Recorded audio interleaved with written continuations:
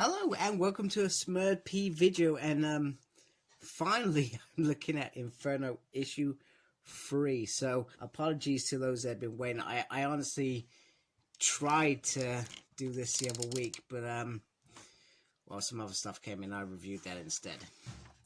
So we have the opening thing, sort of quote from Omega Sentinel.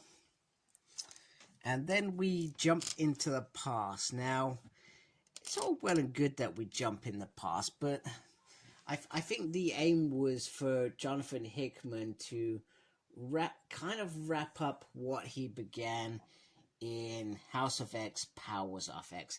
His intent was to wrap up those little unsaid words. So the unsaid words here was what was Douglas' journey in the creation of Krakon.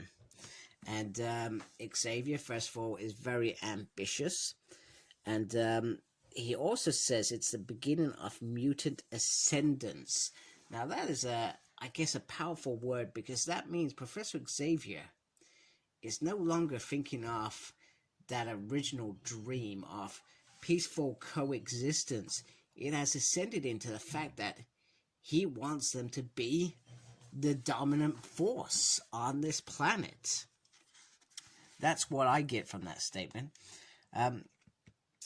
So he lets Douglas go work with Krakon to rebuild this, not to rebuild, to find a way to inhabit this island, so to speak. And Warlock is along for the ride. Now, Warlock is quite brutal.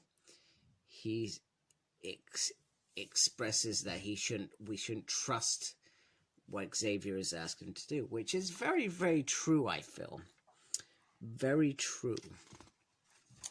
So, first of all, he works with Krakon and Warlock in creating food. And then Krakon eats bits of Warlock and contributes that into the island, and then he can make nice food, I believe. Then he asks him, what do you feel about a bunch of mutants living on there? So first of all, so it's like a progress. It's like a project. And me coming from similar world, managing buildings, etc. If I got a project, there's lots of stages. There's the plan stage, and then there's stage 1. Right, we're going to go do this. Stage 2 is this, stage 3 is this, and then this is the completed project. That is the way that I look at this from my work experience. So first of all, he gets a bunch of mutants. Now he talks about lots of mutants living there. The other part is around these flowers, which once again, Krakon goes very generously and creates homes for mutants and also the gateway. So this shows all the progresses of that stage, as well as some stuff with Beast being super gross, but there's lots of possibilities here. And then the final one is that his agreement, I feel like this is an agreement with Krakon. At the moment, they're blind seeing this world come together. However, with Warlock in everything, they are no longer blind. They can see everything and witness everything. So Krakon and Doug and Warlock are seeing every dirty little secret that is shared. And we've already known that this one is happening, has happened with Moira. So I thought that was an interesting opening. So that just shows the progress of how this came together. I know it's weird. They said that, oh, Xavier returned in Vantamex's body, but I feel like there should have been a real, how did Xavier actually return? I feel like that was a lot of cob wobblers, and I was never impressed with that astonishing X-Men run. So Jonathan Hickman, this is meant to be his last story writing, but he is still the governor of the X-World. Then we got R.B. Silver, Stefano, and Valerio on the pencilers. So they're taking stages throughout this book, doing different parts of it. Then we've got Adriana on the ink, David's on the colors, VC Joe Sabinius on the letters, and Tom Muller on design. So the way that I look at design, once again thinking work related, that would be stuff like this in my mind, and how this looks and these words. That would be the design piece for me. Now I do love this next page with the 5-in-1, where they say that well, Mystique says that they are 5 individuals who work as one. They actually say, actually, that's a misconception.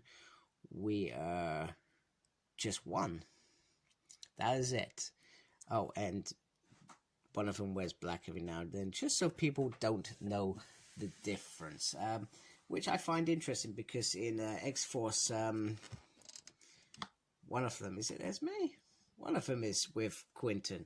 That's individual. Now, Destiny does what? Destiny's been sort of doing, she did in the last issue. She says, do you know what I see? 2 of you will find one. 3 will not. 1 will be changed forever, severed from the 5 in Otherworld. And 1 of you will never recover from it. And then she says, which is which? And he says, how would I know? I can't tell the difference. Which is what you wanted, which is what you've been trying to achieve. So I thought that was kind of funny. So it's either Irene is a practical joker, which I never really knew her as, or generally she enjoys sharing this information with. Now, they catch up with Emma, and Emma tells them that Moira McTaggart is alive. And she's a mutant, even because Mystique says, well, they've gone outside of their usual rules, breaking stuff. So, she's back, she's alive, and they are showed what Moira is. This is one of her past lives. And then Moira's life is, every time she dies, she annihilates the mutant world. She resets and can go back and do whatever the hell she likes. So if she dies in this, what they're saying is the next set of X world history could all be changed, depending on how much Moira maneuvers it. And this shows that she is a game player, such as Magneto, such as Professor Xavier, Apocalypse, anyone who has ever been at the top, maneuvering mutants into certain things, creating the X-Men, creating the Brotherhood, all those things. So she is just as bad as them. So Emma Frost says she will not side with Mystique and Destiny. However, she has no intention of siding with Magneto or Charles Xavier. She will stay outside of it. We then get Moira, who is captured. Quite simple. And then we get Xavier and Magneto having a catch up. And Xavier says, do you ever get tired of it? Well, that is a good question, because in the real world, you know when you're tired of saying, let's say a job. I'm going back to my job analogy. You know when you're tired of a job because A, you're no longer satisfied. B, you're constantly frustrated by that role. It is no longer an enjoyable job. That is when you know that you are tired of it and you need to move on. And what Magneto's getting back at is that what he's saying is that he believed Xavier this time. He believed him. He believed that they could do this. However, he's come to the realization that it will never end. It will either be humans or it will be us. We will never, ever get to the stage of peace, no matter what we do. And it's true. He's come to that sort of conclusion. But Xavier's saying, no, we can still do this. Maybe having wobbly feet, I guess, it would be what I would be looking at. And he said, when we get there, when we ascend, we will be kind to them. We will be kind to them. Anyway, they soon learn that Moira has been kidnapped, and she is at an orchid's area. Now, the next stage of this book is around Nimrod's rise at this point in junction. Not that we ever really knew when he was rise, but it was always deemed that it was a little bit later. And we learn that the Omega Sentinel isn't from now. She's actually from the future, but she's actually stepped back a little bit sooner to get Nimrod up and running, because even though in Powers of X, House of X, it was told as, we never win, the machines always win. In this one, what she's saying is the mutants always win. So that is why she had to change things, because the upcoming stuff. So we saw Children of the Vault in Hickman's X-Men, so they're meant to emerge very soon.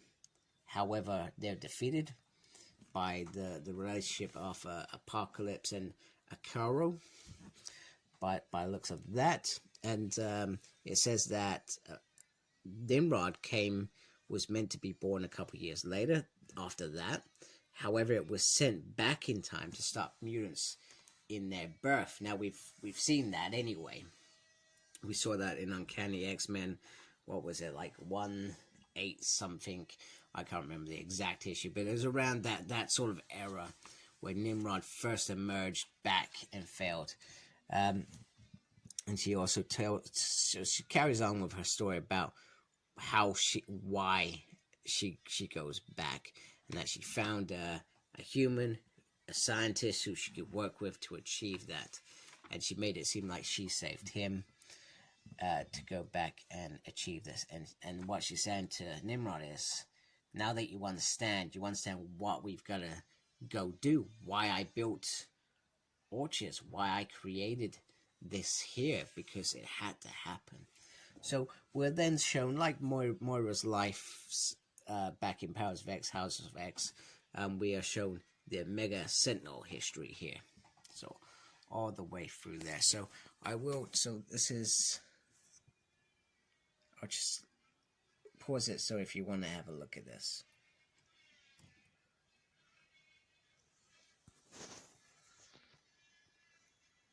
And then we get Moira's life down here, which is 10, which is a life, and we know that, I think, is it one more life and then she's dead forever? Or is number 10 the end life? I can't remember.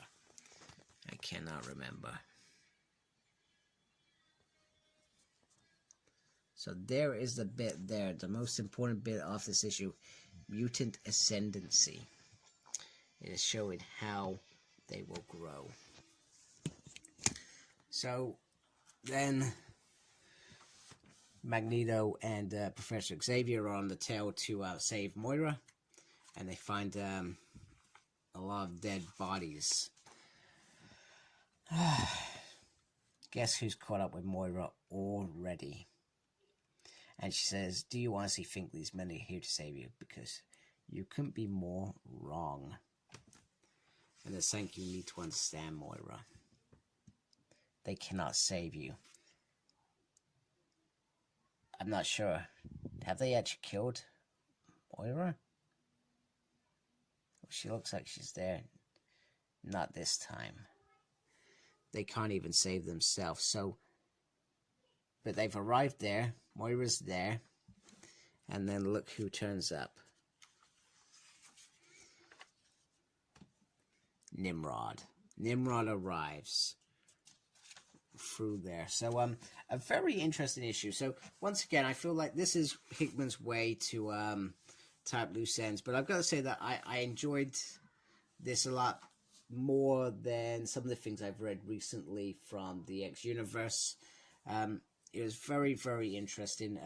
I'm still not clear on whether Moira's, I feel like she's still there hanging on, and now they've got to face Nimrod. So it's not the big bang I was expecting from this issue. It's just added to that strict character development kind of run in terms of this event. Am I even calling this event? It feels like it was meant to be the end event for the end of Jonathan Hickman's X-Men run. And if anything, I almost feel like this should have been put into that X-Men omnibus that's coming out. I think it's been pushed back to March. I feel like it should have been put in the back as that is the conclusion of that run. I've got to go read issue 4. If you've read it before me, I hope you don't spoil it for me, but I hope I'm not disappointed. I don't feel disappointed by this. I feel like at some point I just want to grab the 4 issues and read them so I can go, right, it all makes sense, because sometimes when I'm reading these things individually, I'm thinking, right, what happened in the last issue? That was like a month ago. I'm sure we all do that anyway. That's why I love it when I get a hardback or an omnibus, because then I can just read one chapter after another. It's thoroughly enjoyable. Anyway, Inferno, issue 3, not bad. I just want to see what the conclusion with this Moira thing. Why was she so scared of Irene and Mystique? Was she sorry? Why? Is it because she knew that Destiny would go and clean her, because kill her? I always thought it was because Destiny, if she was brought back alive, would automatically know that she was there, but she didn't, did she? The White Queen told her. Was it because she foresaw if Destiny was brought back alive, she would go and try and kill her, knowing what she is? Maybe. That's the only thing that I can think of. But if Destiny goes and kills her, that means that they restart afresh. So that makes no sense. And if this timeline that's been created, this 10th life, is gonna continue, then Moira's gotta come through this, I guess. It will be interesting. It will be interesting. Anyway, hope you liked my video. Please subscribe to my channel if you haven't. Thank you to those that have. Jenny, I'm looking forward to hearing your thoughts on this issue as well. Make sure you take care of yourselves, everyone, and embrace geekiness. Goodbye.